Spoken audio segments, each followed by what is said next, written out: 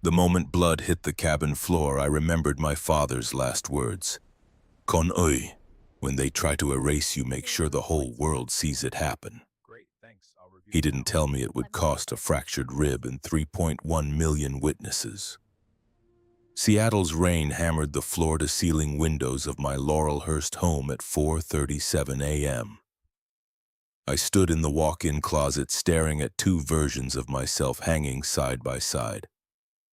On the left, Tom Ford charcoal suit, Hermes tie, Berluti Oxfords, the uniform of a CEO.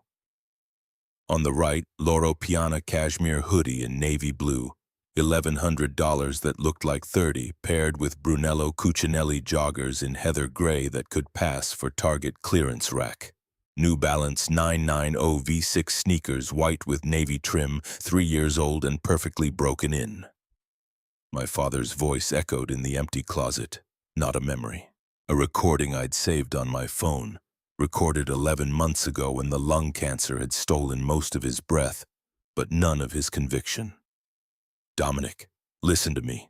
You're about to inherit an empire I built with my hands. $50 billion in assets, 47 years of sweat. But the day you forget where you came from is the day you become what I fought against. I'd been 23 when Solomon Kellen started Apex Airways in a rented hangar at Boeing Field. He was a black mechanic who'd been passed over for promotion 17 times at Pan Am because, as one supervisor put it, customers don't trust colored boys to fix their planes.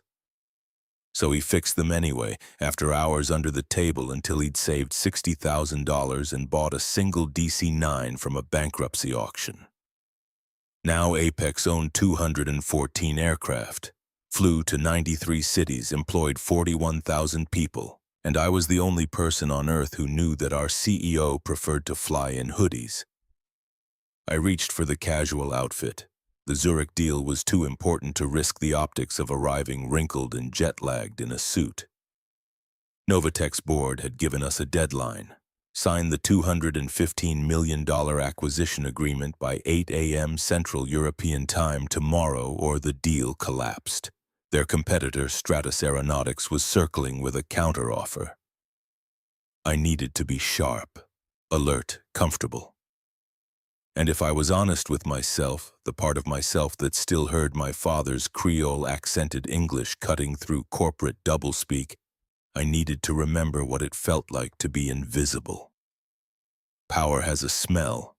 It's cologne and leather and the particular musk of deference. When I walked into Apex headquarters in a suit, people's spines straightened. Assistants materialized with coffee I didn't ask for. Executives laughed at jokes that weren't funny. The world bent itself into pleasing shapes around me. But in a hoodie, I was just another black man trying to get somewhere. My father had made me promise 6 days before he died that I would fly commercial at least once a month. Not in Apex Signature Suites, our new lie-flat first-class product, but in regular cabins, middle seats when possible. You need to see what they see, Khan. You need to feel what they feel. The day you stop is the day you stop being useful. I hadn't kept that promise perfectly. In 10 months, I'd flown commercial 4 times, always in first class, always under my own name. But today felt different. Today I'd booked seat 1B on flight 847 under D. Kellen with no elite status flags, no CEO designation in the system. Just another passenger who'd paid full freight for a transatlantic seat. The iPad on my nightstand buzzed. 5 a.m., car service in 30 minutes. I dressed quickly, pulling the hoodie over a plain white t-shirt. The fabric was absurdly soft, woven from some Peruvian wool that cost more per yard than most people's monthly rent. But it looked generic, unremarkable. That was the point. Downstairs, I made coffee in the French press my father had used every morning for 3 decades. The kitchen was ridiculous. Sub-zero appliances, Calacatta marble countertops, a wine fridge I'd never filled.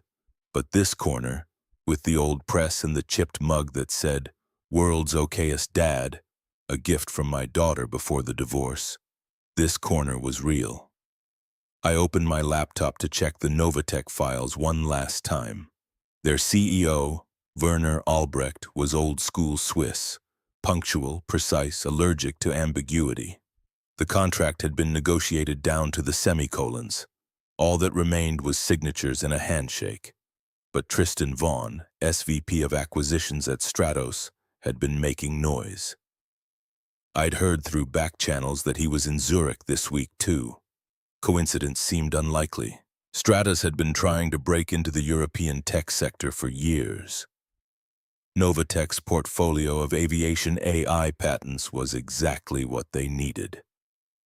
My phone lit up. Car arriving in 2 minutes. I grabbed my carry-on, a simple black rollerboard, the kind you could buy at any airport kiosk, and headed out into the rain. The Lincoln Nautilus idled in the circular driveway, wipers beating a steady rhythm. The driver, a man in his 60s named Maurice, who'd been driving me for 3 years, stepped out with an umbrella. "Morning, Dr. Kellen, JFK." "Morning, Maurice. Yes, but just drop me at departures. I'll check in myself." His eyebrows rose a fraction. In 3 years, I'd never checked myself in. But he simply nodded and opened the rear door. Seattle vanished behind us in a blur of gray sky and Douglas firs. I-5 was mercifully empty at this hour. Maurice navigated in silence, occasionally glancing at me in the rearview mirror with the expression of a man who'd learned that billionaires were eccentric and questions were unwelcome. We arrived at SeaTac at 6:02. I tipped Maurice $200 cash. He tried to refuse, I insisted, and walked into the terminal alone. The departures hall smelled like Starbucks and anxiety. Families dragged oversized luggage toward check-in kiosks. Business travelers in rumpled suits stabbed at their phones. A toddler screamed in the cadence of air raid sirens while her mother murmured useless reassurances. No one looked at me twice. I found the Apex Airways kiosk and scanned my boarding pass from my phone. The machine beeped. A young agent with a name tag reading Sandra Pemberton materialized at my elbow. "Sir, I'll need to verify this at the counter." Her tone was pleasant, professional, but there was something underneath it, a particular kind of scrutiny I'd learned to recognize in my 48 years of living in this skin. I followed her to the premium check-in desk. She took my phone, scanned the QR code 3 times, frowned at her screen. "This ticket is showing as Apex First. That's our premium transatlantic product." "Yes. Did you purchase this yourself or was it a company ticket?" The question landed soft, innocent, but I'd heard variations of it my entire life. "Did you earn this or was it given to you? Do you really belong here or are you visiting someone else's world?" "I purchased it, full fare." Sandra's smile tightened at the corners. "I see. It's just unusual well, we don't usually see this class of ticket at the kiosk. Most of our premium passengers use the premium check-in lane." She gestured to a roped-off area 20 feet away where a white woman in Lululemon was being handed sparkling water by an obsequious agent. "I prefer this lane." "Of course." Sandra's fingers flew across her keyboard. "I'll just need 2 forms of ID and the credit card you used to purchase." Behind me, a white man in a Patagonia vest cleared his throat impatiently. Sandra had waved him through 60 seconds ago without asking for anything beyond his boarding pass. I pulled out my driver's license and the Amex Centurion card. Sandra examined both with the intensity of a gemologist inspecting a potential counterfeit. She held the metal card up to the light, ran her finger over the embossed name. "One moment, sir." She picked up a phone, spoke in a low voice to someone I couldn't hear. 90 seconds passed, then 2 minutes. The man in the Patagonia vest huffed and moved to another kiosk. Sandra hung up and returned my cards with a smile that didn't reach her eyes. "Everything checks out. You're all set, Mr. Kellen. Enjoy your flight." No apology for the delay, no acknowledgement of the double standard, just the transaction completed and me dismissed. I headed towards security, counting in my head. 1, TSA pre-check was supposed to be expedited. But Officer Brooks Martinez, a man whose mustache suggested a personal attachment to 1987, pulled me aside at the metal detector. "Random additional screening, sir. Step over here." Nothing about this was random. I'd watched him wave through a dozen passengers, all white, all unchallenged. But I stepped into the plexiglass box and raised my arms while he patted down my hoodie with unnecessary thoroughness. "Bag on the table, please." I lifted my carry-on onto the stainless steel surface. Martinez unzipped it with the slow deliberation of a man who enjoyed this. He pulled out my iPad Pro. "This yours?" "Yes." "Proof of purchase?" "I don't carry receipts for 3-year-old devices." Martinez's eyes narrowed. He pulled out my leather notebook, a Mont Blanc my daughter had given me for my 45th birthday, flipped through the pages as if looking for contraband hidden between meeting notes and acquisition strategies. "Sir, I'm going to need you to power on all electronic devices." Around me, other passengers glided through without a second glance. A white businessman in a rumpled Oxford shirt walked past with a laptop bag and a tablet and a Nintendo Switch visible through the mesh pocket. No one asked him to power anything on. I unlocked the iPad. Martinez stared at the home screen, email, calendar, Bloomberg terminal, as if it might spontaneously confess to a crime. He handed it back without a word and continued excavating my luggage. 5 minutes became 8. 8 became 10. A small crowd had formed behind me, their collective irritation pressing against my back like a physical weight. Finally, Martinez re-zipped my bag and nodded toward the exit. "You're clear. Have a nice flight." No apology, no acknowledgement. Just me and my belongings in the eyes of 60 strangers who'd watched a black man get the full treatment while they breezed through. 2. The Centurion Lounge was supposed to be my reprieve. I'd been a platinum member since Apex had partnered with the credit card company 8 years ago.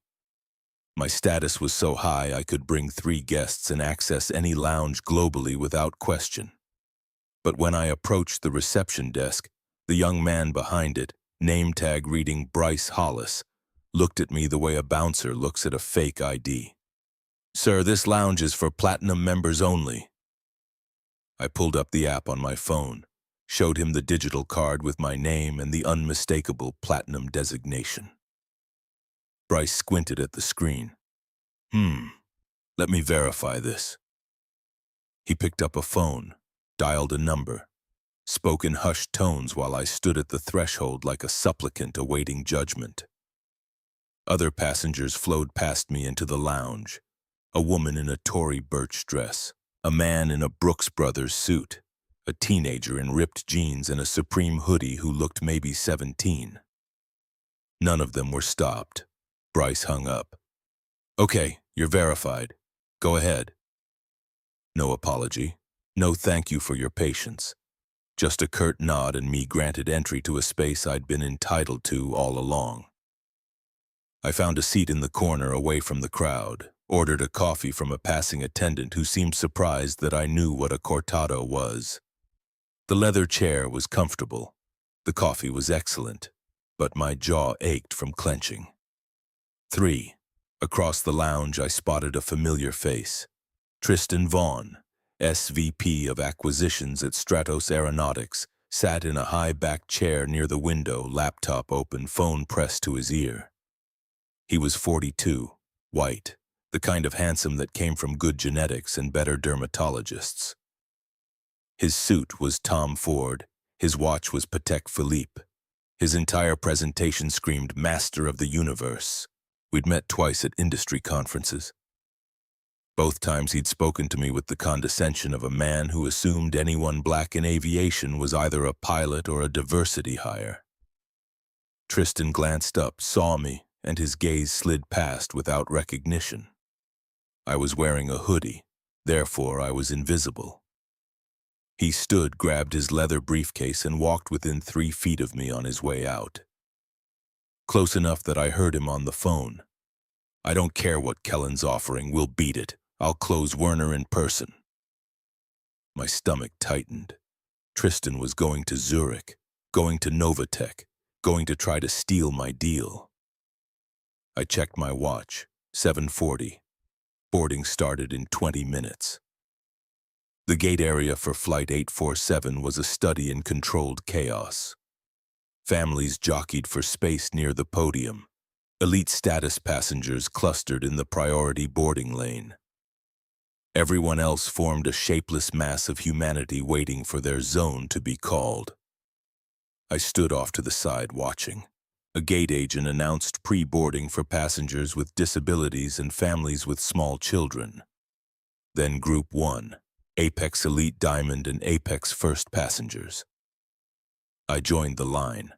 The woman in front of me wore a Burberry trench coat and carried a Chanel bag. The man behind me had AirPods Max and the restless energy of someone who flew 300,000 miles a year. We shuffled forward in silence. I reached the podium. The agent, the same Sandra Pemberton from check-in, scanned my boarding pass. Her screen beeped. "Sir, this shows seat 1B. Is that correct?" "Yes." She looked at me, looked at the screen, looked at me again.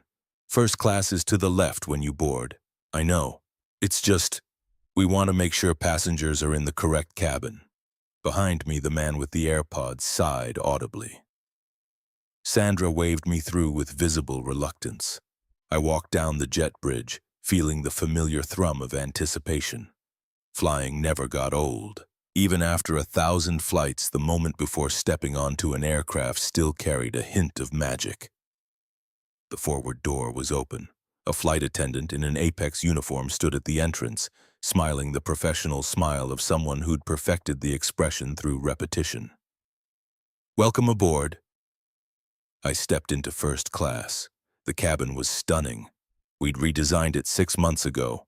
1-2-1 configuration, enclosed suites with doors, lie-flat beds, ambient lighting that shifted from energizing blue to sleep-inducing amber. Each suite had a 23-inch entertainment screen, wireless charging, and enough personal space to forget you were in a metal tube at 39,000 feet. Seat 1A, the window suite, was occupied by Tristan Vaughn. He was typing furiously on a laptop, a glass of champagne already perspiring on his tray table. He didn't look up as I moved past him to 1B, the aisle suite. I stowed my carry-on in the overhead bin and settled into the seat. The leather was butter soft. The suite smelled faintly of lavender and new car.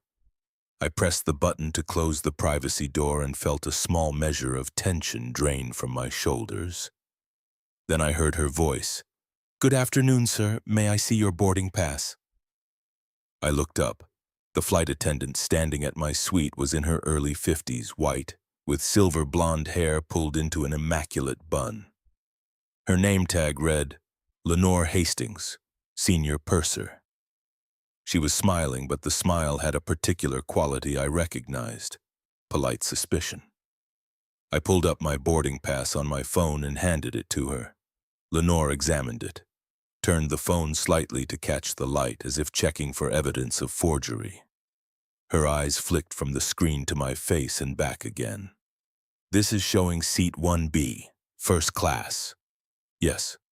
"Are you certain you're in the correct cabin?" The question was asked gently, almost maternally, but underneath it was the assumption that I'd wandered into the wrong section. That someone like me, in a hoodie, in sneakers, in skin this shade of brown, couldn't possibly belong here. "I'm certain," Lenore's smile tightened. "I see. It's just unusual. We don't typically see, well, let me verify this with the gate." She disappeared before I could respond. I sat in my $11,000 suite, surrounded by luxury I'd personally approved in design meetings, and felt the old familiar anger rising in my chest. In the suite next to me, Tristan Vaughn glanced over. Our eyes met for the first time. His gaze traveled from my hoodie to my sneakers and back up to my face. Then he turned away without a word, as if I were wallpaper. 4 minutes passed, then 5. Other passengers filed past, settling into their suites. A couple in their 60s in 2A and 2B. A woman in business attire in 3A. Everyone white. Everyone waved through without question. Lenore returned, her smile now absent. "Everything checks out, Mr. Kellen. My apologies for the delay." The apology was pro forma, hollow. But I nodded and she moved on to greet Tristan with warmth that felt genuine. "Mr. Vaughn, wonderful to see you again. Your usual Macallan 25? Tristan's face transformed. "Lenore, you remember, you're a treasure." "Of course, sir. I never forget our valued guests." She didn't ask me what I wanted to drink, simply moved past my suite as if I'd become invisible the moment my boarding pass had been verified. I closed the privacy door and exhaled slowly. My father's voice returned, unbidden. "Connoy, every time they make you prove you belong, you're teaching them they have the right to demand proof. But sometimes the lesson they need isn't the one you can give in that moment. Sometimes you just count to 10. I was at 7, the cabin filled. An announcement chimed. "Ladies and gentlemen, welcome aboard Apex Airways Flight 847 with non-stop service to Zurich. We'll be departing shortly. Please ensure all carry-on items are stowed and your seatbelts are fastened." Lenore appeared with a tray of pre-departure beverages. She stopped at Tristan's suite first. "Mr. Vaughn, you're Macallan. And shall I arrange for the chef to prepare your dinner once we're airborne? I believe you prefer the filet?" Tristan accepted the crystal tumbler with the ease of someone accustomed to personal service. "You're too good to me, Lenore. Yes, the filet, medium rare. And let's start with the lobster bisque." "Excellent choice, sir." Lenore turned to my suite. Her smile returned, but it was different, performative. "And for you, sir, we have water, of course, complimentary. Or we have Sprite, orange juice, ginger ale." The omission was deliberate. She'd offered Tristan a 25-year-old single malt without asking. She was offering me soft drinks. Lagavulin 16, neat. Lenore's eyebrows rose a fraction. "That's a premium selection. Are you familiar with Islay Scotch?" The question landed like a slap, the assumption that I couldn't possibly know what I'd ordered, that I was posturing, that I needed her permission to drink expensive whiskey. "Very familiar. I'll check if we have it available." She knew exactly what was available. She'd been pouring drinks in first class for what I'd later learn was 28 years, but she disappeared anyway, leaving me to marinate in the implication that I'd requested something beyond my station. 3 minutes later, she returned with a rocks glass filled with amber liquid. She set it on my tray table with more force than necessary. Scotch sloshed over the rim and pooled on the polished wood surface. She tossed a cocktail napkin toward the spill without meeting my eyes. I stared at the spreading liquid. Lagavulin 16, $120 a bottle retail, soaking into a napkin because a flight attendant on my own airline had decided I wasn't worth basic courtesy. 8. The engines spooled up, the cabin lights dimmed to their departure setting. I pulled out the paperback I'd been reading for 3 months, a battered copy of The Remains of the Day that my father had annotated in the margins with observations about dignity and service. The plane pushed back from the gate. I felt the familiar sensation of movement, the tug pulling us away from the terminal and out toward the taxiway. 30 minutes until wheels up, 7 hours and 40 minutes to Zurich. I opened my book and tried to read, but the words blurred. My father's handwriting appeared in the margin of page 47. "Stevens believes dignity requires silence, but silence in the face of injustice isn't dignity. It's complicity." The plane turned onto the taxiway. Through the window, I could see the Seattle skyline disappearing into low clouds. I closed my eyes and counted. 8, 9. The intercom chimed. The captain's voice, deep and authoritative with a faint southern drawl, filled the cabin. "Good morning, folks. This is Captain Pierce Whitmore. We've got a smooth ride ahead of us today. Flight time to Zurich is 7 hours and 38 minutes. We'll be cruising at 39,000 feet. Sit back, relax, and let my crew take care of you." The engines roared. The plane surged forward. I felt the acceleration press me back into the seat, and somewhere in the back of my mind a voice whispered that the counting wasn't done. We weren't even airborne yet. The wheels left concrete at 7:53 a.m. Pacific time. I felt the familiar lurch in my stomach as the landing gear retracted and the plane banked east over Lake Washington. Through the window, my city became a watercolor of gray and green, then vanished entirely into cloud cover. Lenore appeared in the aisle with a linen-covered cart. The smell of fresh-baked bread and coffee filled the cabin. She stopped at Tristan's suite first, her voice dropping to the warm register reserved for valued guests. "Mr. Vaughn, I have the breakfast service ready whenever you'd like. Chef has prepared the smoked salmon with capers and creme fraiche, or we have the Mediterranean frittata with heirloom tomatoes." Tristan barely looked up from his laptop. "Just coffee for now, Lenore. I'll eat in an hour." "Of course, sir. The Papua New Guinea single origin you enjoyed last time?" "Perfect." She poured from a silver carafe, the stream of dark liquid arcing into bone china with practiced precision. Set the cup on his table with a smile that crinkled the corners of her eyes. Then she turned to my suite. The smile flattened into something professional and distant. "For you, sir, we have chicken or pasta for the main meal service. Most passengers prefer the chicken." The phrasing landed wrong. Not most passengers enjoy or the chicken is popular. Most passengers prefer, most passengers like you. "I'll have the Wagyu filet, medium rare." Lenore's jaw tightened almost imperceptibly. "The Wagyu is reserved for our elite tier members, sir." "I am elite tier. Check the manifest." "Sir, I don't appreciate having my procedures questioned." Her voice had risen half an octave. In the suite beside me, Tristan glanced over with the expression of someone watching a mild inconvenience unfold. "I'm not questioning your procedures. I'm ordering a meal I'm entitled to. The system shows you as a standard first-class passenger, not elite." This was a lie.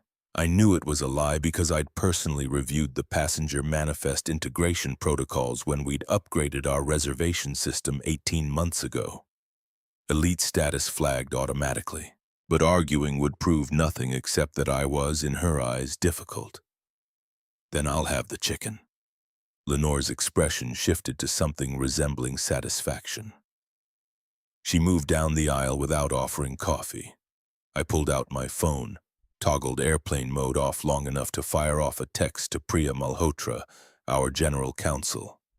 "Run a full audit on flight attendant complaint procedures. Want to see dismissed cases from the last 10 years. High priority."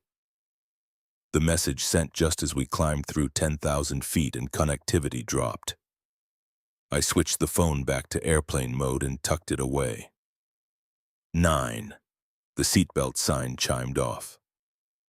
Around the cabin, passengers began to move. Someone headed toward the lavatory. A woman in row 3 pulled out a tablet. Tristan stood, stretched, and opened the overhead bin to retrieve something from his briefcase.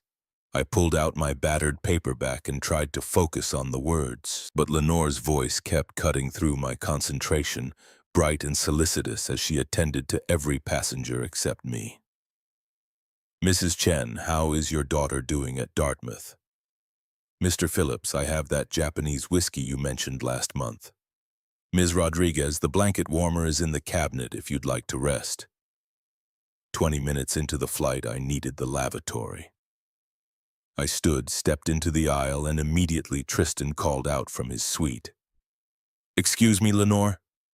She materialized instantly. "Yes, Mr. Vaughn?" "This passenger just stepped on my foot." I turned. Tristan was looking directly at me, his expression a perfect blend of annoyance and certainty that he would be believed. "I'm nowhere near your suite." Tristan addressed Lenore as if I hadn't spoken. "I have sciatica. Doctor's orders to keep my legs elevated. I need more space. Can you ask him to be more careful?" Lenore turned to me. her face arranged in bureaucratic concern. "Sir, please be mindful of other passengers' personal space." I didn't touch his suite. "Nevertheless, Mr. Vaughn is a valued guest. I'm sure you understand." She waited, expectant for me to apologize for an offense I hadn't committed. The seconds stretched. Other passengers were watching now. A man across the aisle had lowered his noise-canceling headphones. I walked to the lavatory without another word. Inside the cramped space, I stared at myself in the mirror. The fluorescent lighting made my brown skin look ashen. There was tension around my eyes I didn't usually see. My father's face looked back at me, the resemblance stronger now than it had been when he was alive. "Con oi," his voice whispered from memory. "They will test you in small ways first. They want to see if you'll accept the small humiliations, because if you do, the large ones become easier." I splashed cold water on my face and returned to my suite. Tristan had reclined my seat into its fully flat position. His laptop and papers were spread across my tray table. He was working, comfortable and expansive, occupying both his suite and half of mine. "Excuse me, that's my seat." Tristan looked up as if noticing me for the first time. "I have a medical condition, lower back issues. My doctor prescribed elevation and workspace. You can use the crew rest area. I'm sure they won't mind." The crew rest area was a jump seat in the galley. He was telling me to sit in the back with the staff while he colonized my $11,000 seat. "This is my seat. I paid for it. Please return it to the upright position. I paid $14,000 for this flight. I think I've earned a little extra consideration." He hadn't moved. His fingers continued typing on the laptop that rested on my table. "Mr. Vaughn, I need you to return my seat. And I need you to stop harassing me." He raised his voice on the last word. Heads turned throughout the cabin. Lenore appeared instantly, summoned by the magic of a white man's distress.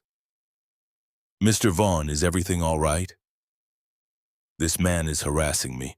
He's been hovering over my suite, making aggressive demands. I feel unsafe."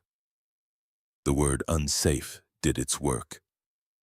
Lenore's expression hardened into protective concern for Tristan and defensive suspicion toward me.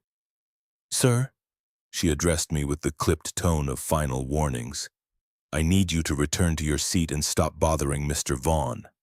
"I'm trying to return to my seat. He's occupying it. Mr. Vaughn has a documented medical condition.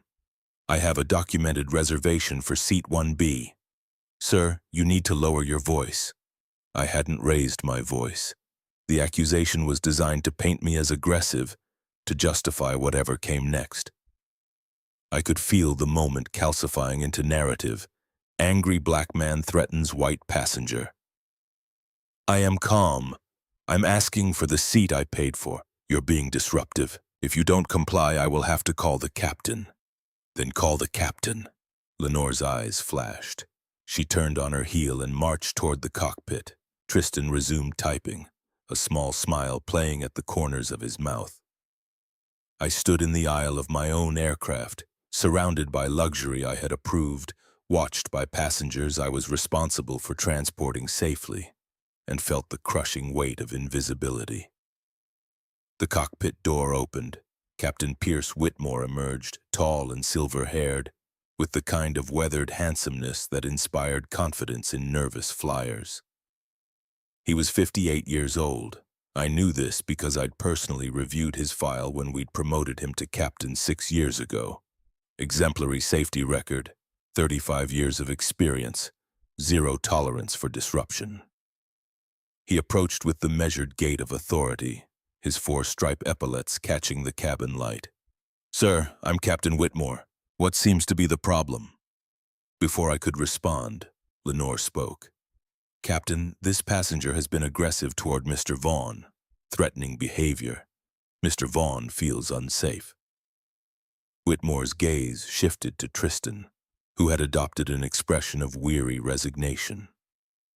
"Captain, I hate to make a fuss, but this individual has been hovering, making demands, raising his voice. I have a heart condition. Stress is dangerous for me." The heart condition was new. It had evolved from sciatica in the span of 2 minutes. But Whitmore was nodding, his face settling into the configuration of a man who'd heard enough. "Sir," he addressed me without asking my version of events. "On my aircraft, my crew's word is final. If Ms. Hastings says you're being disruptive, then you're being disruptive." "Captain, I haven't been disruptive. Mr. Vaughn has taken over my seat. I'm simply asking for what I paid for. My crew has 28 years of experience. You've been on this plane less than an hour. I suggest you sit down and stop making trouble." The dismissal was absolute. My version of reality didn't matter. My truth was irrelevant. Lenore's word and Tristan's performance had written the story, and I was simply the antagonist in their narrative. "Captain, I'm being discriminated against." The word hung in the air like smoke. Passengers shifted in their seats. Someone coughed. Whitmore's expression didn't change, but something cold entered his eyes. "That's a serious accusation, sir. Do you have proof? 60 people just watched your crew ignore my request while accommodating his. What I see is a passenger causing a scene. Now you have 2 choices. Sit down and behave, or I will have you restrained and we'll deal with this on the ground in Zurich. Your choice." The threat was clear: comply or face consequences, accept humiliation or escalate to violence. I looked at Tristan, who had returned to his laptop with the satisfied air of a man who'd won. I looked at Lenore, whose face held the righteous certainty of someone who knew the system would protect her. I looked at Whitmore, whose authority was absolute and unquestionable at 39,000 feet. And I made a choice my father would have understood. "I'd like to make a phone call." Whitmore's eyebrows rose. "You can call from the FBI office in Zurich. Federal law entitles me to 1 call. I'm requesting it now. Sir, we are in flight. Phone calls are not... The FCC permits phone calls on aircraft. I'm making one." The technical accuracy of this statement was debatable, but I said it with enough conviction that Whitmore hesitated. Behind him, Lenore whispered something I couldn't hear. He nodded. "Fine. 1 call. Supervised. And then you sit down and you stay down." I pulled out my phone, disabled airplane mode, and watched the signal bars climb as we connected to the aircraft's satellite system. The irony wasn't lost on me. I was using technology I'd personally funded the installation of, on an aircraft I owned, to call someone who could prove I wasn't who they thought I was. I dialed the second number in my favorites list. It rang twice. "Dominic, where are you?" Edmund Thorne's voice was warm and familiar. We'd known each other for 40 years, since my father had hired his father to handle Apex's early regulatory filings. Edmund had gone on to chair the FAA. We'd stayed close through the decades, bound by family history and mutual respect. "Edmund, I'm on flight 847. They assaulted me. I need you to ground it." The warmth drained from his voice, replaced by sharp focus. "Jesus Christ, you're on a flight? Which airline?" "Apex 847, JFK to Zurich. They beat me, Edmund. Blood, restraints, the works." A pause. I could almost hear the gears turning in his mind as he processed the impossible information. "You're telling me you're on an Apex flight, your airline, and someone assaulted you?" "The crew, Captain Pierce Whitmore, Senior Purser Lenore Hastings, they didn't know who I was or they didn't care." "Dom, I need you to ground this flight right now. Turn us around." Another pause, longer. I could hear voices in the background, the ambient noise of the FAA headquarters operations center. "Dominic, if I do this, it's going to create a situation." "Good, I want a situation." "All right, give me 90 seconds. The line went dead. Whitmore had been watching me throughout the call, his expression cycling through skepticism and irritation. Now he held out his hand. "I'll need to see that phone, sir. Verify who you called." I powered it off and slipped it into my pocket. "You'll see soon enough." 60 seconds later, the cockpit radio crackled. I couldn't hear the transmission, but I saw Whitmore's face change. Confusion, then alarm, then something approaching fear. He strode back to the cockpit without a word to me. The door opened and closed. Through the gap, I glimpsed the first officer's startled expression. 90 seconds after that, the plane banked hard left. The turn was aggressive enough that passengers gasped. Coffee sloshed in cups. A laptop slid off a tray table in row 4. Whitmore's voice came over the intercom, tight and controlled. "Ladies and gentlemen, this is Captain Whitmore. We've received instructions from Air Traffic Control to return to JFK immediately. This is due to regulatory issues. We apologize for the inconvenience and will provide updates as we have them." The cabin erupted. Passengers demanded explanations. A woman in row 3 started crying. A businessman shouted about a meeting in Zurich he couldn't miss. Lenore rushed past me toward the cockpit, her face drained of color. She knocked on the reinforced door. It opened a crack. Whitmore's voice, low and urgent. "I don't know. FAA chairman himself. Direct order." The door closed. Lenore turned and saw me watching. Something flickered across her face, not recognition, not yet, but the first stirring of doubt. Tristan had abandoned his laptop and was pressing his face to the window, watching the plane execute a wide turn back toward Seattle. The sun was behind us now, casting long shadows through the cabin. "What the hell is going on?" he muttered to no one in particular. I returned to my suite and sat down. My hands were trembling, not from fear, from the effort of maintaining composure when every cell in my body wanted to scream. The flight attendants had gathered in the galley, their voices a low murmur of speculation and anxiety. I caught fragments. "Never seen this before, and someone important must be on board, and do you think it's terrorism?" The plane began its descent. The seatbelt sign chimed on. Whitmore's voice returned, brittle with forced calm. "Flight attendants, prepare the cabin for landing."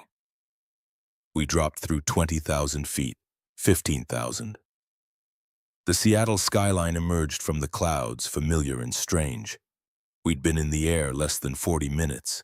At 5,000 feet, I looked out the window and saw them. 6 black Escalades and a convoy on the tarmac, positioned near a holding area away from the terminals. 3 NYPD cruisers. No, I corrected myself. King County Sheriff vehicles, wrong city. 2 ambulances, a cluster of people in dark suits. The plane touched down hard, tires squealing. Whitmore hit the brakes with more force than necessary. We decelerated rapidly, the reverse thrusters roaring. As we taxied past the main terminal, I saw faces pressed against the windows of gates, watching our unexpected return. Phones were out, recording. This would be on social media within minutes. We stopped on a remote section of tarmac, far from passenger traffic. Through the window, I could see the welcoming committee approaching. The convoy had begun to move toward us. Whitmore's voice, stripped now of all pretense at calm. "Ladies and gentlemen, please remain seated. We're waiting for clearance from ground operations." Lenore stood in the aisle, gripping a seatback, her knuckles white. She was staring at the vehicles outside, trying to process what this meant. Tristan had gone pale. His CEO performance had evaporated, replaced by genuine confusion. "This doesn't make sense," he whispered. "Regulatory issues don't trigger this kind of response." The forward door opened with a hiss of pressurization. I heard voices before I saw faces. Authoritative, urgent, female. Then Priya Malhotra burst into the cabin like a force of nature barely contained in a tailored suit. She was 45, Indian, with silver streaking her black hair and the kind of presence that made senior partners straighten their spines. Behind her came Leon Whitaker, our COO, and Isabel Ramos, VP of Human Resources. Behind them, Edmund Thorne in his FAA chairman capacity, looking grim. Priya's eyes swept the cabin, cataloging every detail until they locked on me. She went very still. Her face cycled through shock, recognition, and volcanic rage in the space of a heartbeat. "Dr. Kellen." Her voice was barely above a whisper, but it carried the length of the cabin. Every passenger turned to look at me. Priya strode down the aisle, her heels clicking on the deck. She stopped at the galley where Marshal Garrett Stone stood. I hadn't even noticed the air marshal until now, hadn't registered his presence during the earlier confrontation. He was 35, muscular, with the buzz cut and bearing of ex-military. "Where is he?" Priya demanded. Stone looked confused. "Ma'am, who are you?" "I'm the General Counsel of Apex Airways. Where is Dr. Kellen?" "I don't." I stood up. Priya's eyes found me and widened. I saw her take in the details, the hoodie, the blood crusted on my temple from where my head had struck something during the earlier struggle I hadn't yet described to anyone, the purple discoloration on my wrists from zip ties I hadn't mentioned. Wait, there were no zip ties. There had been no physical struggle yet, but in Priya's eyes I saw the assumption of violence, and I realized with cold clarity that she had received a report that didn't match reality, unless reality was about to catch up with the story. "Dr. Kellen," Priya said, her voice shaking. "Are you injured?" "I'm fine." "You're bleeding." I touched my temple and my fingers came away red. I hadn't noticed. When had that happened? The overhead bin, when Whitmore had grabbed my arm to emphasize his authority, I'd stumbled backward. Priya turned to Stone with an expression that could melt steel. "Did you do this?" "Ma'am, I don't know what you're talking about. I haven't touched anyone." "Then who restrained Dr. Kellen?" "Nobody restrained." But Priya wasn't listening anymore. She was looking past him at Lenore, at Whitmore emerging from the cockpit, at the scene she'd constructed in her mind from Edmund's frantic call and her own worst fears about what happens when the CEO flies incognito. "All of you, off this aircraft. Now, you're suspended pending investigation." Whitmore found his voice. "I'm the captain of this aircraft. You can't. I'm the general counsel of the company that owns this aircraft. You're grounded, Captain, effective immediately." Lenore started to speak, but Priya cut her off with a gesture. "Not one word, not one, off, now." The two EMTs who'd boarded behind the executive team approached me. One was a young woman with kind eyes. She gestured to my temple. "Sir, let me look at that." I waved her off. "It's nothing." "With respect, sir, head wounds bleed a lot even when they're minor. Let me clean it." She had already opened her kit. I sat down and let her work. The cabin had gone silent except for the sound of medical supplies being unwrapped and Priya's clipped conversation with someone on her phone. The EMT dabbed at my temple with gauze soaked in something that stung. She was gentle but thorough. "You have a 2-centimeter laceration, doesn't need stitches, but it should be glued, may I?" I nodded. She applied surgical adhesive while the cabin watched.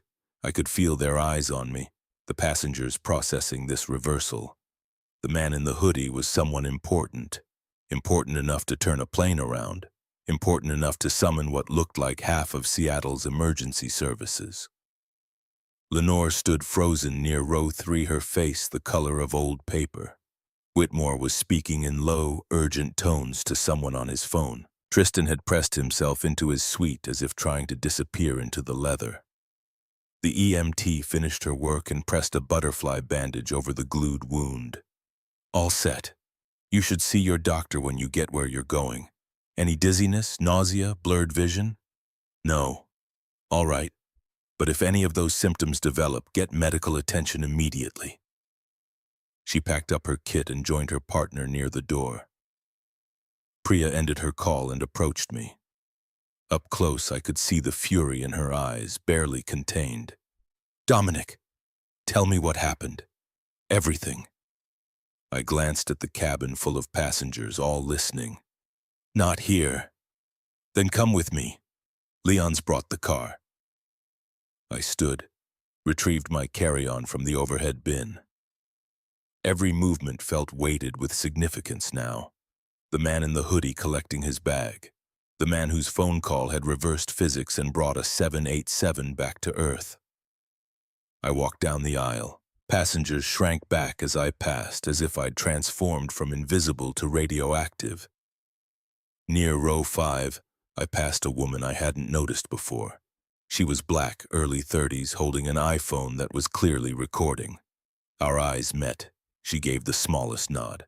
Solidarity or documentation, I couldn't tell. Maybe both.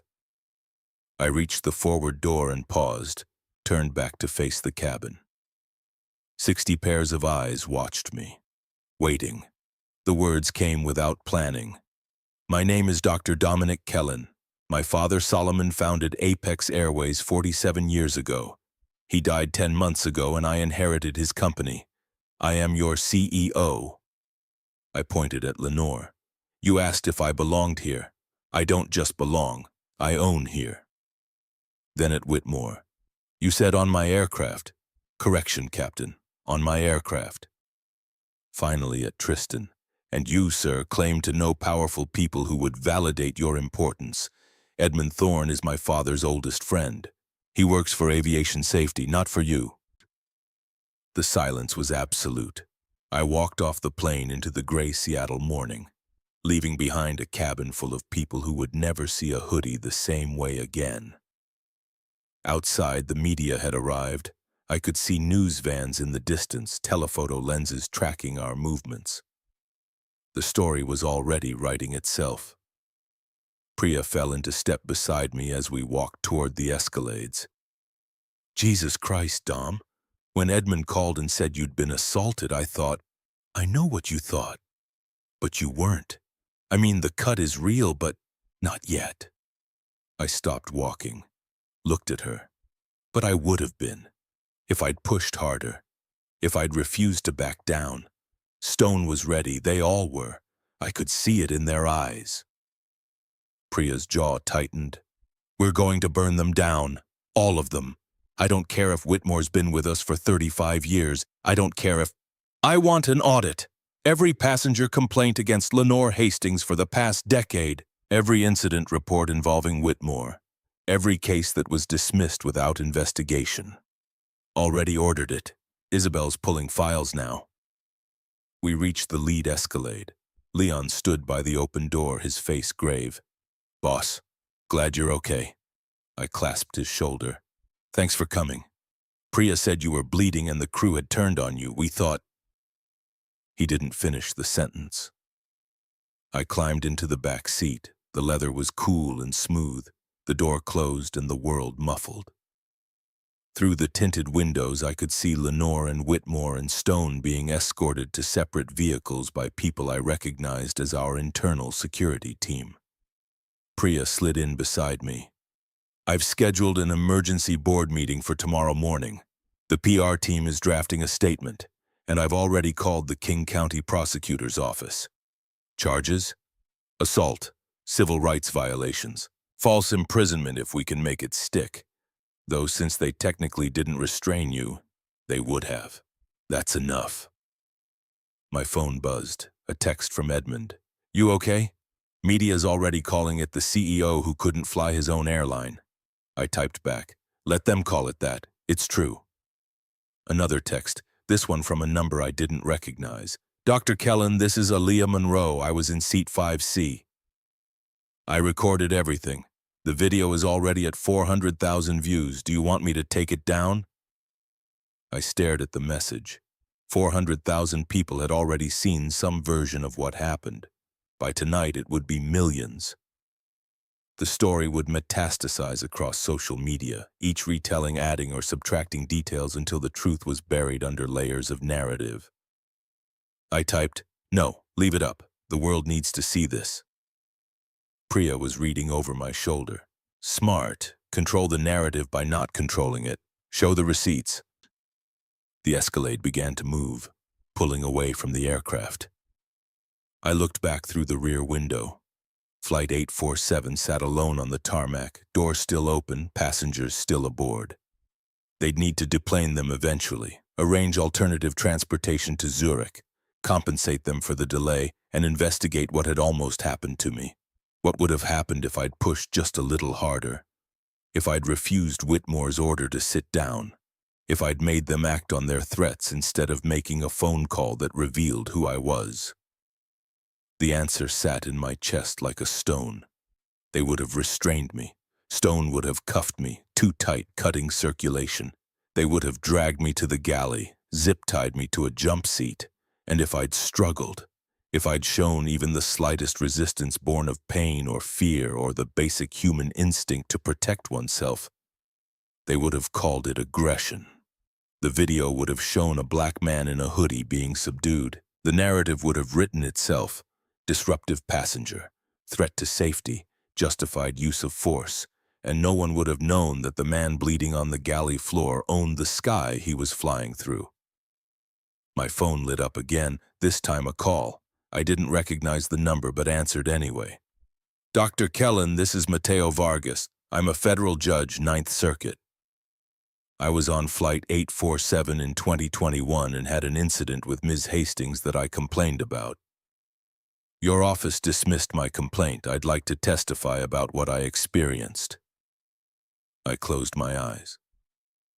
"Judge Vargas, yes. I'll have my general counsel contact you, thank you. Dr. Kellen, what you did back there, standing up at the end, that took courage. But what you're about to do, going after them publicly, that takes more. You're going to get pushback. They're going to call you vindictive, angry, playing the race card. You ready for that?" "No, but I'm doing it anyway."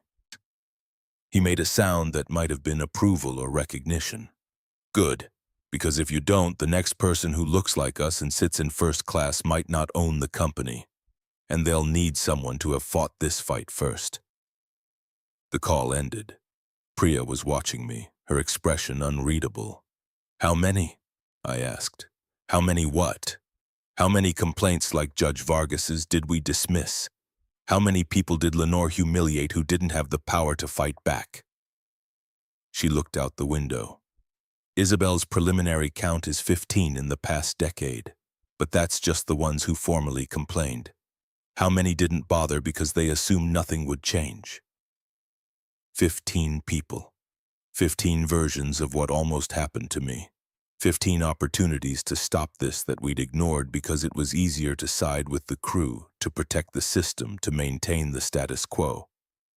And I'd been the CEO for 10 months. Every one of those complaints had been dismissed on my watch or my father's. We'd failed them. I'd failed them. The Escalade turned onto the highway, merging into late morning traffic.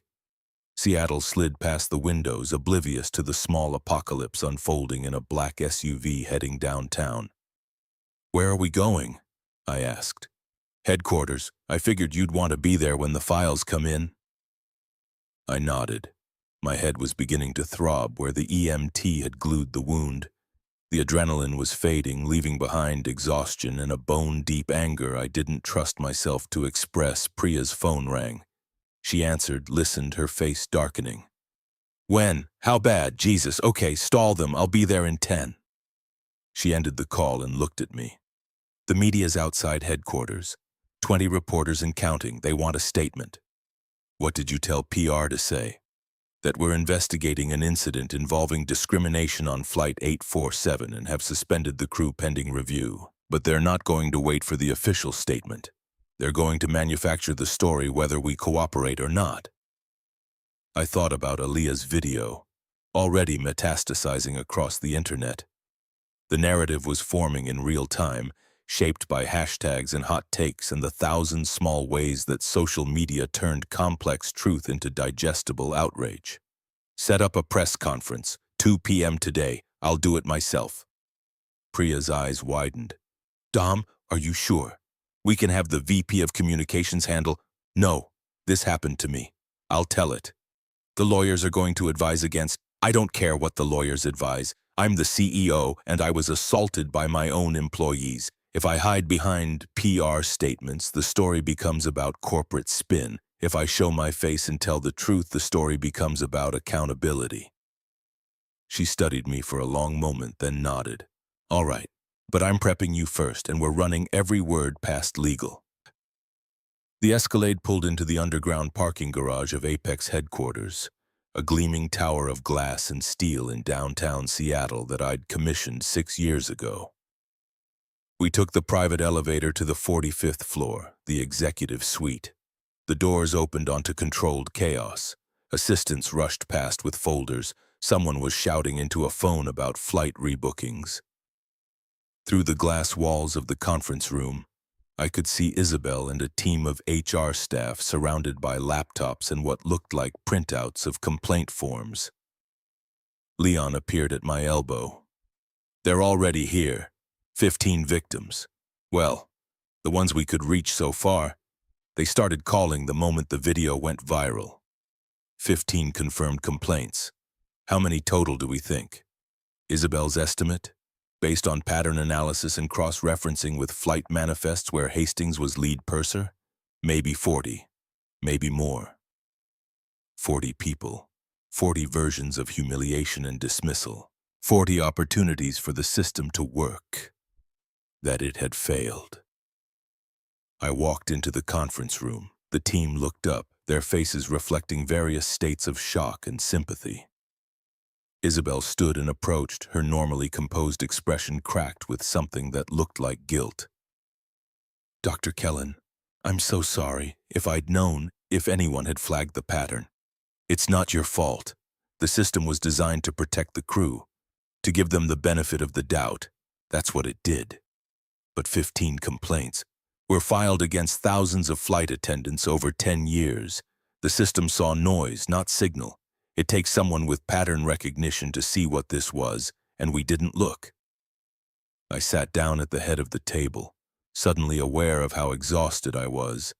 The adrenaline had fully drained now, leaving behind a fatigue that felt cellular. "Walk me through what you found." Isabel pulled up a presentation on the screen. 15 names, 15 faces, 15 stories. Dr. Imani Osei, questioned about her first-class ticket 3 times, then moved to economy mid-flight because another passenger complained about her offensive perfume. She'd missed a medical conference where she was the keynote speaker.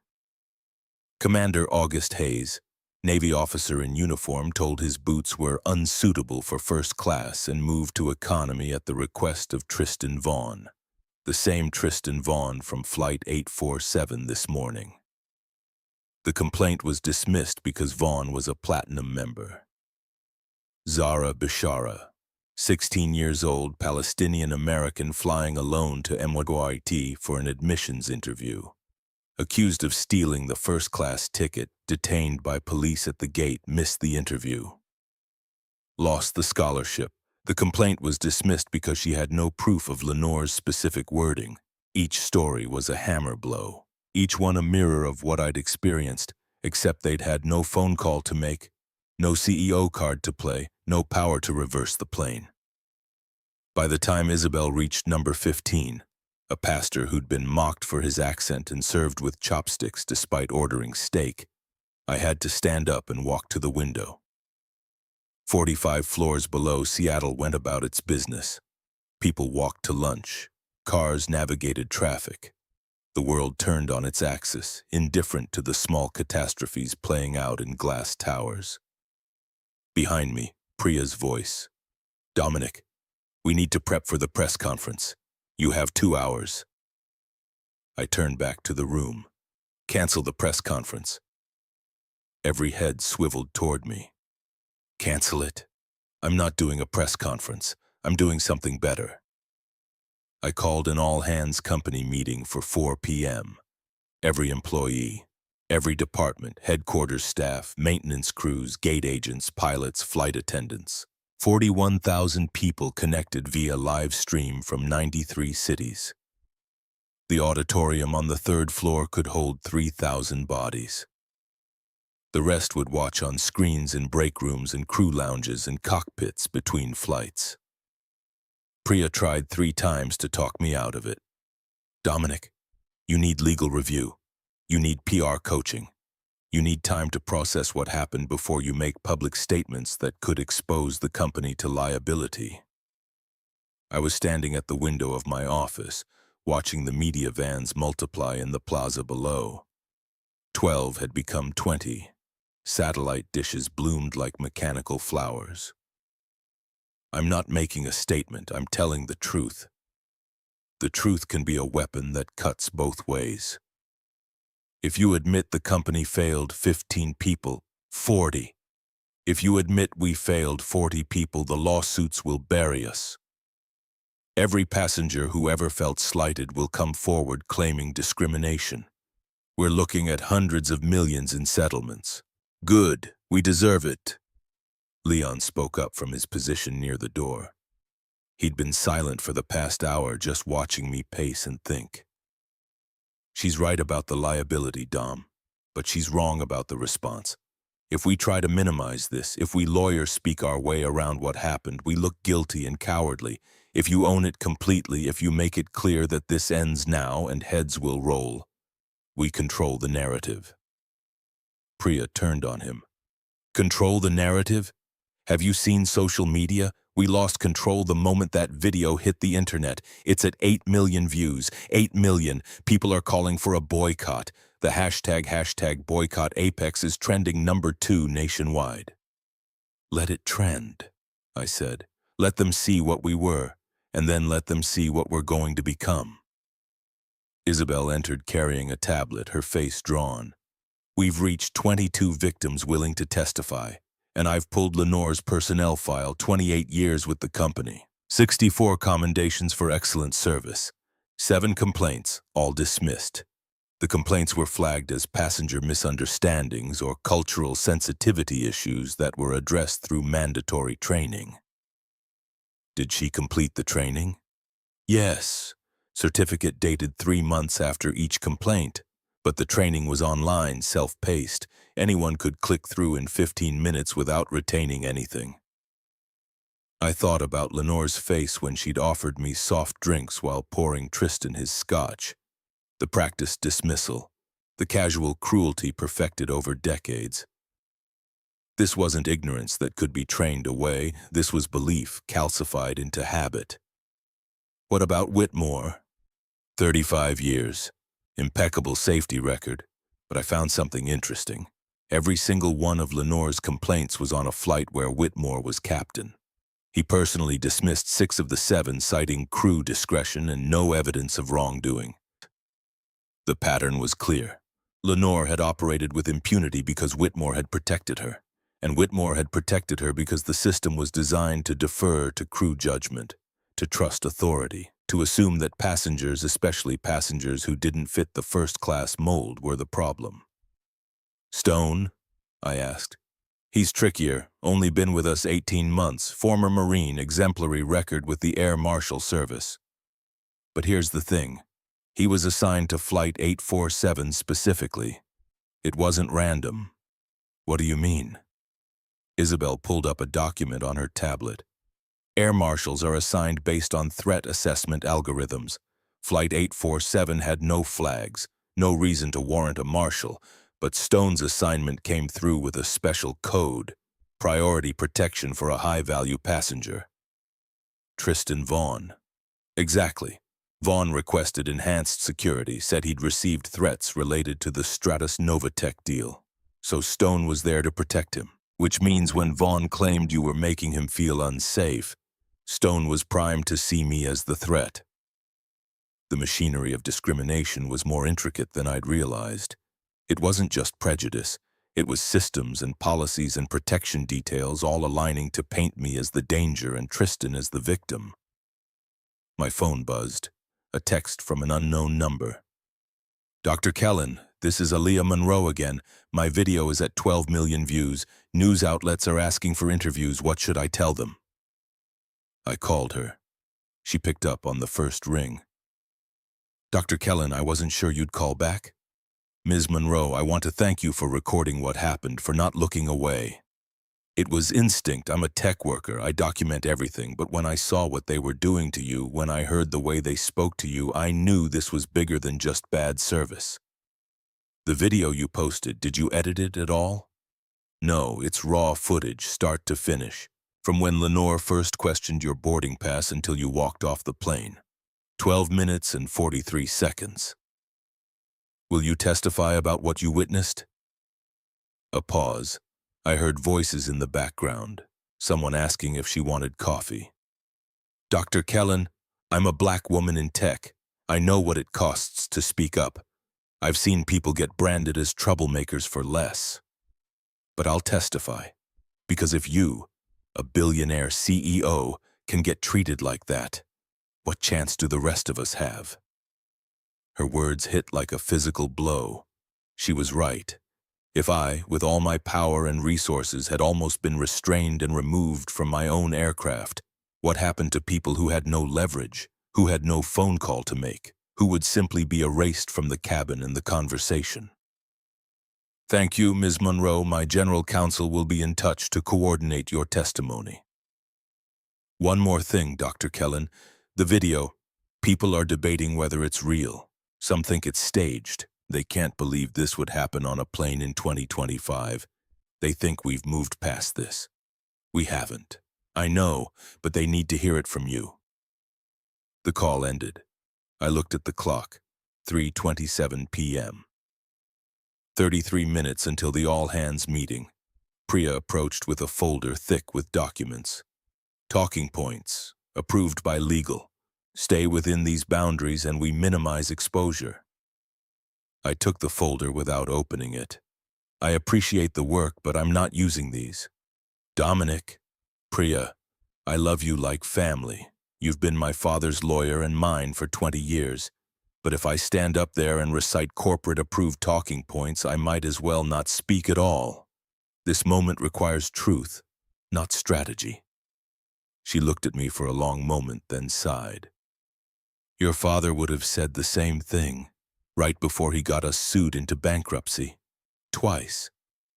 And both times he fought his way back because people believed he meant what he said. I need them to believe me now. I left my office and took the elevator down to the auditorium. The building was eerily quiet despite being full. Everyone was already in position, waiting. The elevator descended through floors of suspended breath. The doors opened onto the backstage area. I could hear the murmur of 3,000 people beyond the curtain. Someone handed me a microphone. A production assistant asked if I needed anything. Water, tea, a moment. I shook my head and walked onto the stage. The murmur died instantly. 3,000 faces turned toward me. On the screens mounted throughout the auditorium, I could see the split-screen feeds from other locations. A maintenance hangar in Phoenix, a crew lounge in Chicago, a cockpit in Denver where pilots had delayed pushback to watch. I looked out at them and saw my company, the people my father had hired and I had inherited. Mechanics and accountants and customer service agents and pilots and flight attendants who wore the same uniform Lenore wore, who flew with captains who believed what Whitmore believed. And I saw their faces asking the same question. Are you going to burn us all down to make a point? I spoke without notes. My name is Dominic Kellen. Most of you know me as the CEO who took over when my father died 10 months ago. Some of you knew him. Knew that Solomon Kellen started this company because he was tired of being told he didn't belong. Tired of watching people who looked like him get passed over. Tired of accepting that the sky was only for certain kinds of people. My voice echoed in the vast space. No one moved. This morning I boarded Flight 847 to Zurich. I was wearing a hoodie and sneakers. I wanted to fly like a regular passenger, to see what you all see, to understand what our customers experience. What I experienced instead was discrimination. Systematic, practiced, casual discrimination from our own crew. On the screens, I could see flight attendants shifting uncomfortably. Some were crying, some looked defiant. Senior Purser Lenore Hastings questioned my right to sit in first class 3 times. She offered me soft drinks while serving premium scotch to the white passenger next to me. She told me the Wagyu filet was reserved for elite tier members despite my status showing clearly on the manifest. When I asked for the meal I'd paid for, she accused me of being disruptive. I paused. Let that land. Captain Pierce Whitmore threatened to have me restrained because I asked for the seat I'd purchased. He took his crew's word without asking for mine. He told me that on his aircraft his authority was absolute. He was right. At 39,000 feet, a captain's authority is absolute, which means passengers have no recourse when that authority is wielded unjustly. The silence was total now. Even the feeds from remote locations showed frozen faces. I made a phone call. I used connections you don't have. I had the FAA chairman turn the plane around because I owned the company and I could. But what about the 40 other passengers who experienced the same treatment from the same crew over the past 10 years? What about Dr. Imani Ose, who missed her keynote speech? What about Zara Bashara, who lost her MIT scholarship because she was accused of stealing a ticket she'd paid for? What about Commander August Hayes, a decorated Navy officer who was moved to economy because another passenger didn't like his boots? I pulled out my phone and pulled up Aaliyah's video. Hit play. The audio filled the auditorium. Lenore's voice. "This is showing seat 1B, first class. Are you certain you're in the correct cabin?" My voice. "I'm certain." Lenore. "I see. It's just unusual. We don't typically see—" The video played for 30 seconds, enough to show the pattern, the doubt, the dismissal, the casual assumption that I didn't belong. I stopped it. 12 million people have watched this video. 12 million people now know that flying while black on Apex Airways could mean being questioned, dismissed, and threatened with restraints. This is not the company my father built. This is not the company we're going to be. I saw heads nodding in the audience, but I also saw resistance, arms crossed, jaws set. Some of you are thinking this is one incident, one crew member with outdated attitudes. Don't punish 41,000 employees for one person's mistake. I shook my head. This wasn't one person. This was a system. Lenore filed 64 commendations for excellent service while quietly discriminating against passengers who didn't fit her idea of first class. Whitmore dismissed every complaint against her, citing crew discretion. Our HR department processed 7 formal complaints and responded with online training modules that changed nothing. Every level of this company failed. I walked to the edge of the stage. Here's what's going to happen. Effective immediately, Lenore Hastings is terminated. Captain Whitmore is terminated. Air Marshal Stone's contract is terminated. 3 supervisors who dismissed complaints without investigation are terminated, and I'm firing myself. That got a reaction. Gasps, confused murmurs. On the screens, people leaned forward. Not permanently, but for the next 6 months, I'm stepping back from day-to-day operations. Leon Whitaker will serve as acting CEO while I work with Priya and Isabel to completely overhaul our complaint procedures. We're implementing third-party oversight. We're installing body cameras for flight attendants who volunteer to wear them. We're creating a passenger bill of rights that's enforceable, not aspirational. I paused, gathering the next thought. We're also setting up a $25 million fund for victims of discrimination, not just the 40 we've identified. Anyone who experienced bias on our aircraft and can document it will be compensated. No NDAs, no forced arbitration, just acknowledgement and restitution. Priya was going to murder me. We hadn't discussed any of this. But the words came from somewhere deeper than strategy. They came from the place that had watched my father build something beautiful and then seen it corrupted by the very systems meant to protect it. Some of you are flight attendants who've worked here for decades. You're scared. You're thinking, if they fire Lenore for this, what happens when a passenger complains about me? What if I make an honest mistake? I saw heads nodding. Fear was real. Here's the distinction. Mistakes are random. Patterns are intentional. If you treat passengers differently based on how they look, how they dress, the color of their skin, you're not making a mistake. You're making a choice, and that choice has no place on our aircraft. A hand went up in the third row. A flight attendant, maybe 30 years old, South Asian, trembling slightly. Yes? Dr. Kellen, with respect, some passengers are difficult. They're rude, demanding, entitled. Are we supposed to just accept abuse? No. You're supposed to have backup. You're supposed to have captains who listen to both sides. You're supposed to have procedures that protect you from genuine threats without giving you license to discriminate against people who make you uncomfortable. Another hand, an older white man, mechanic's uniform. Dr. Kellen, this sounds expensive. Body cameras, oversight boards, a $25 million fund. How do we pay for it without cutting jobs? We pay for it the same way we pay for safety equipment and maintenance and fuel. It's not optional. It's the cost of doing business with integrity. And if we can't afford integrity, we shouldn't be in business. The auditorium erupted. Not in applause, in argument. People turning to their neighbors, voices rising, the careful corporate silence shattered into genuine debate. I let it happen for 30 seconds, then raised my hand. The room quieted. I know some of you disagree with these changes. Some of you think I'm overreacting. Some think I'm throwing good people under the bus to score political points. You're entitled to those opinions. But this is not a democracy. This is an airline. And the safety of every passenger, not just their physical safety but their dignity, is non-negotiable. I looked directly into the nearest camera, speaking now to the people in remote locations who couldn't see my face but could hear my voice. My father used to say, you don't measure a company by how it treats its best customers. You measure it by how it treats the customers it's tempted to dismiss.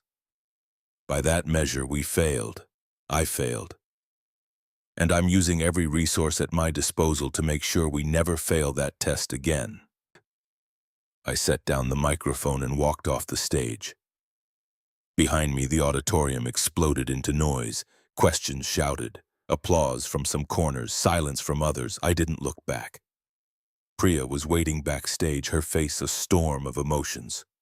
$25 million, voluntary body cameras, firing yourself? Dominic, you just committed us to a course of action that the board hasn't approved, that legal hasn't vetted, that the board works for me.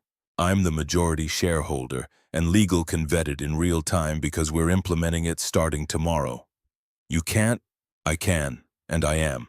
Schedule an emergency board meeting for tonight. I'll present the plan and they'll approve it, or I'll dissolve the board and appoint new members who will. Leon appeared, slightly out of breath. The media caught wind of the all hands. They're demanding the recording. Do we release it? Yes, full video, no editing. Posted on every platform we have. Priya made a sound like a deflating balloon. You're going to give them ammunition to crucify us. They already have the ammunition. At least this way they see us taking responsibility instead of hiding behind PR spin. My phone buzzed continuously. Text messages piling up faster than I could read them. I glanced at a few. From Edmund Thorne. Saw the all hands video. Your father would be proud, also terrified, mostly proud. From an unknown number. Dr. Kellen, this is Imani Osei, the surgeon from 2019. Thank you, just thank you. From another unknown number. This is Commander Hayes. I'd given up on justice. You just gave it back. And one from a number I did recognize. Tristan Vaughn. Impressive performance. Too bad it won't save your Zurich deal. Werner signed with Stratos an hour ago. I win. I stared at that last message. The Novatech acquisition. I'd been so consumed with the crisis on Flight 847 that I'd completely forgotten about the $215 million deal that was supposed to close today. I called Werner Albrecht's direct line. It rang 4 times and went to voicemail. I tried his assistant. Same result. I tried the Novatech general number and was told that Herr Albrecht was in meetings and unavailable. Tristan had gotten there first, had probably landed in Zurich while I was turning my plane around, had walked into Werner's office with a counteroffer that was better, faster, cleaner than mine. No scandal, no boycotts, no CEO who just admitted to systemic discrimination on live television. I'd lost the deal. Leon was watching me. Bad news? Novatech signed with Stratos. Tristan Vaughn closed it while I was dealing with this. Shit. That's a huge loss. It's a $215 million loss, and it's going to tank our stock price when the market opens tomorrow. Priya pulled out her phone, already texting someone. I'll get the investor relations team on damage control. We can spin this as, no spin. We tell the truth. We pursued an acquisition. We got outbid. We lost. It happens. Dominic. The optics are terrible. You turn a plane around to address discrimination, which costs us a major deal, which costs shareholders millions. They're going to crucify you. Let them. I'd rather lose a deal than lose what we stand for. But even as I said it, I felt the weight of the decision. $215 million. Gone. And with it, Apex's entry into the European aviation AI market. Stratos would use Novatech's patents to develop next-generation navigation systems. We'd be playing catch-up for years. The elevator opened and Isabel emerged, carrying another tablet. We have a problem, a big one. Bigger than losing the Novatech deal? Different kind of problem. I've been digging into Tristan Vaughn's background, the man who was sitting next to you on Flight 847. Turns out he's been investigated by the SEC 3 times for securities fraud. No charges filed, but the pattern is clear. He inflates acquisition targets, collects kickbacks from sellers, and moves on before anyone notices the company he bought was worthless. I thought about Tristan's confidence on the plane, his casual assumption of superiority, his invocation of powerful names. You think he's doing the same thing with Novatech? I think it's possible. The valuation Stratus is paying seems high, really high. I did some digging into Novatech's patents. The ones they're claiming as revolutionary, most of them are based on LiDAR technology that became obsolete 3 years ago. So Werner is selling Stratos a lemon, and Tristan is getting a cut of the inflated purchase price. It's the same scheme he ran with Aerotech in 2019 and Skylink in 2020. Both companies turned out to be massively overvalued. Stratus took huge write-downs. A thought crystallized. Isabel, how much access do we have to Stratus's public filings? Everything that's required by the SEC. Why? Because if Tristan's running the same scheme again, there should be a pattern. Shell companies, wire transfers, real estate purchases in tax havens. She smiled slowly. You want to investigate him. I want to expose him. If he defrauded Stratos, the SEC needs to know. And if that happens to tank the Novatech deal before it closes, we get another shot at the acquisition. Priya was shaking her head. Dominic, you can't use your resources to sabotage a competitor's deal just because they outbid you. That's anti-competitive behavior. The FTC would bury us. I'm not sabotaging anything. I'm reporting suspected securities fraud to the appropriate authorities. That's called being a responsible corporate citizen. Leon grinned. I love it when you get vengeful. It's like watching your father. My father wasn't vengeful. He was thorough. Isabel was already typing on her tablet.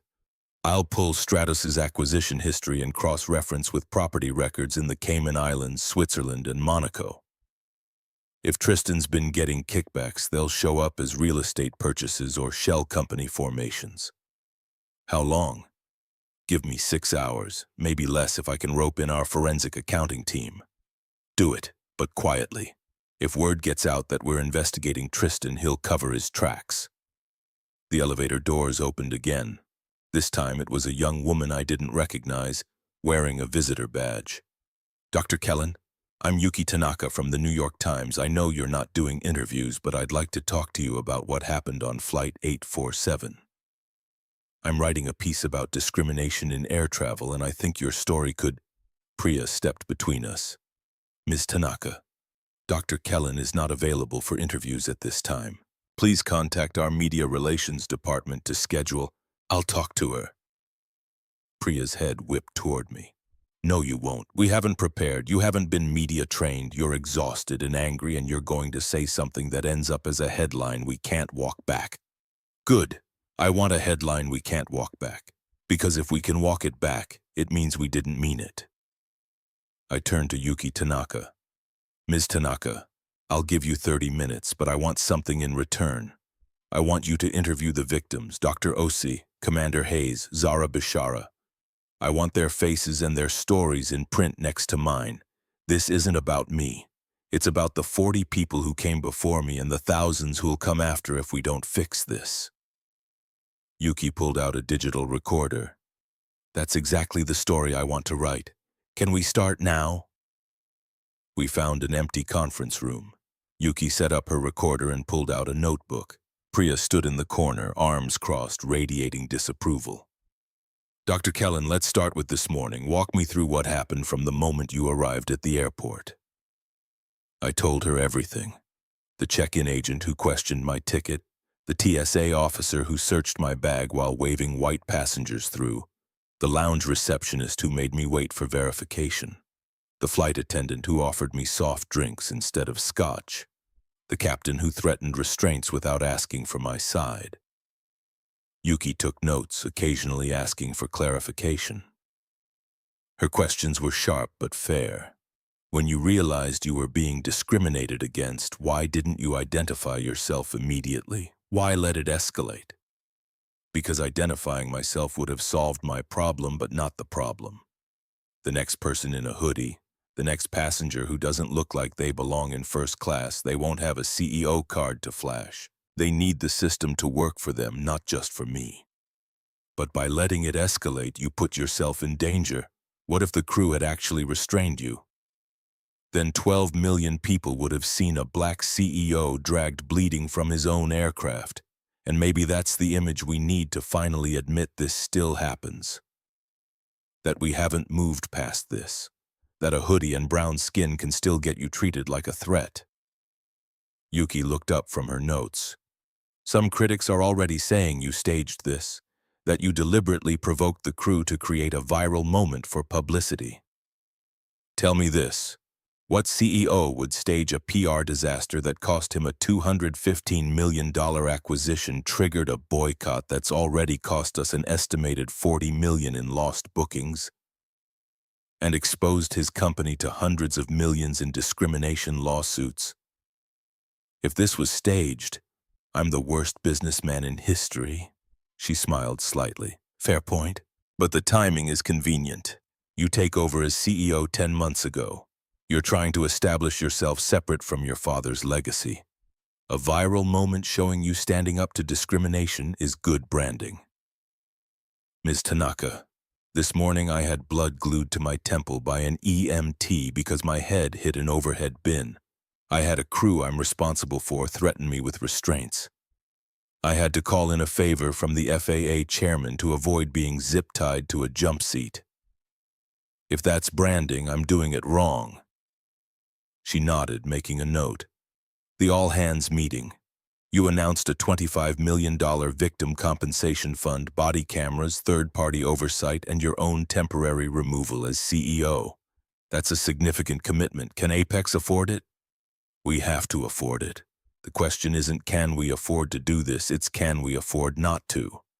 Your stock is going to take a hit tomorrow. Probably, but stock prices recover, trust doesn't. If passengers don't trust us to treat them with basic dignity, we don't deserve to be in business. Yuki leaned back in her chair. Off the record, Dr. Kellen, how do you feel right now? Not as a CEO, as a person who got humiliated by his own employees. I considered lying, saying something corporate about resilience and forward focus, but she'd asked for the truth. Angry, exhausted, betrayed, and guilty, because I've been CEO for 10 months and this happened on my watch. 40 people filed complaints and my company dismissed them. That's on me. Your father was CEO when most of those complaints were filed. Then it's on both of us. He built something beautiful and I inherited it, but we both failed to protect the people it was supposed to serve. Yuki turned off the recorder. Thank you for your honesty.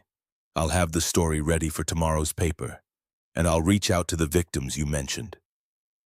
After she left, Priya finally spoke. That was either brilliant or catastrophic. I won't know which until I see the headline. It doesn't matter, it's the truth. My phone buzzed. Isabel. Found something, you need to see this, now. I met her in the war room, a secure conference room on the 47th floor where we handled sensitive matters. The walls were lined with screens showing spreadsheets and property records and corporate filings. Isabel pointed to one screen. Tristan Vaughn, SVP of Acquisitions at Stratus for 6 years. In that time, he's closed 12 major deals. 7 of them were later written down as overvalued. Stratus lost an estimated $800 million across those 7 deals. And they kept him employed? He brings in deals, boards like deals, but look at this. She pulled up a property record from Grand Cayman. 3 months after the Skylink acquisition in 2020, a shell company called Nexus Holdings bought a $4.5 million villa. The company is registered to a law firm in Panama, but I traced the IP address used to set it up. It came from a residential address in Greenwich, Connecticut, 42 Maplewood Drive. Tristan's home address. Exactly. And here's the kicker. 3 months after Stratos closed the Skylink deal, the CEO of Skylink bought a villa in Lake Como for €3 million. Both purchases happened within weeks of each other. Both villas are vacation properties, not primary residences. Both purchases were cash. The pattern was clear. Tristan inflated the purchase price. The seller got rich. Tristan got a kickback funneled through shell companies. Stratos got a worthless asset. Does the Novatech deal fit the pattern?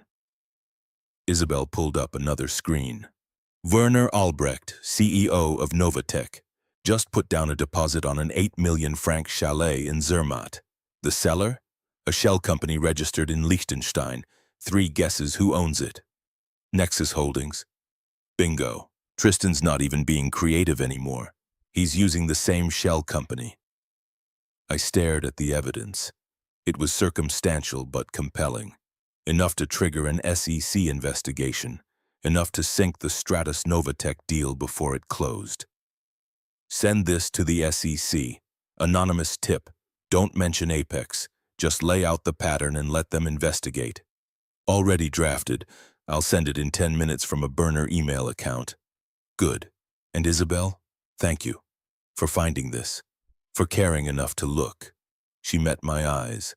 Dr. Kellen, my parents came here from the Philippines in 1987. My father was an engineer who got passed over for promotion 17 times because his accent was hard to understand.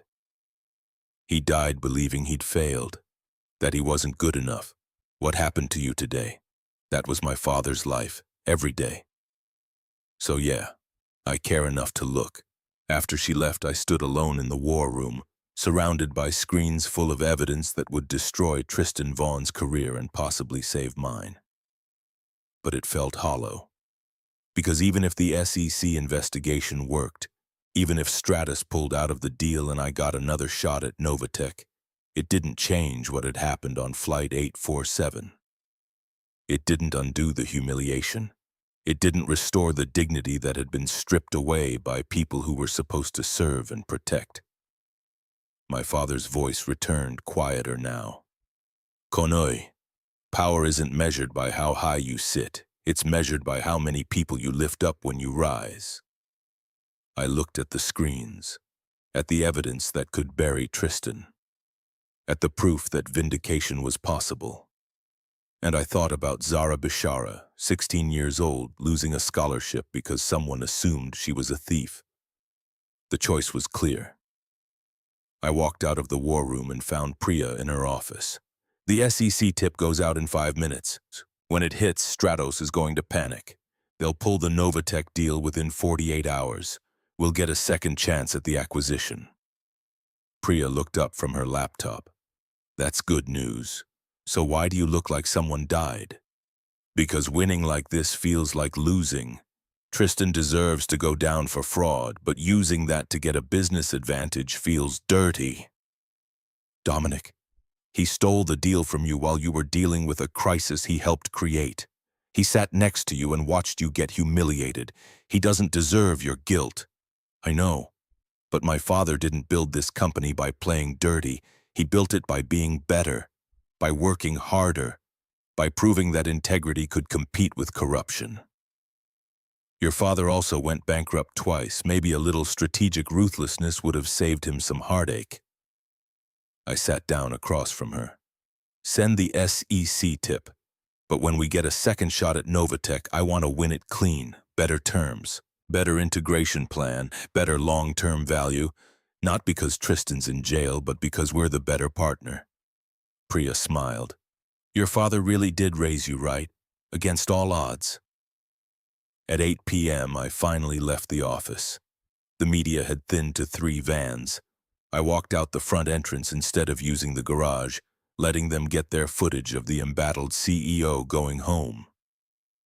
A reporter shouted, "Dr. Kellen, do you regret flying coach?" I stopped. I wasn't flying coach. I was flying first class, and I don't regret it. I regret that it took 41 people getting discriminated against before I saw what was happening in my own company. I got into the waiting car. Maurice had insisted on picking me up, and let the exhaustion crash over me like a wave. Maurice pulled away from the curb, his eyes finding mine in the rearview mirror. Tough day, Dr. Kellen? That's one way to put it. For what it's worth, sir, my daughter showed me the video. What they did to you. And I want you to know, my grandson's 15. Black kid, smart as hell, wants to be an engineer. He's scared all the time. Scared of cops. Scared of teachers who don't believe in him. Scared of TSA and security guards and anyone with authority. When he saw you stand up at the end of that video, saw you tell them who you were. He cried. Said it was the first time he'd seen someone who looked like him have power instead of being afraid of it. My throat tightened. What's your grandson's name? Keon. Next time he's in Seattle, bring him to the office. I'll show him around. Maybe he can shadow our engineering team. Maurice's eyes were bright in the mirror. He'd like that, sir. He'd like that very much. We drove through the city in silence.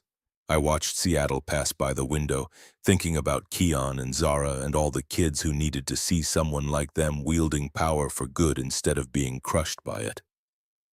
My phone buzzed one last time. A text from Edmund Thorne. SEC just received an anonymous tip about Tristan Vaughn. They're opening an investigation. Should be interesting. I put the phone away and closed my eyes. Tomorrow would bring lawsuits and boycotts and board meetings and damage control. Tomorrow would bring headlines and hot takes and 1,000 opinions about whether I'd overreacted or underdelivered. But tonight, for just this moment, I'd done what my father taught me. When they try to erase you, make sure the world sees it happen. And when you have the power to make it right, use every ounce of it. The car turned onto my street. Home was close. 10.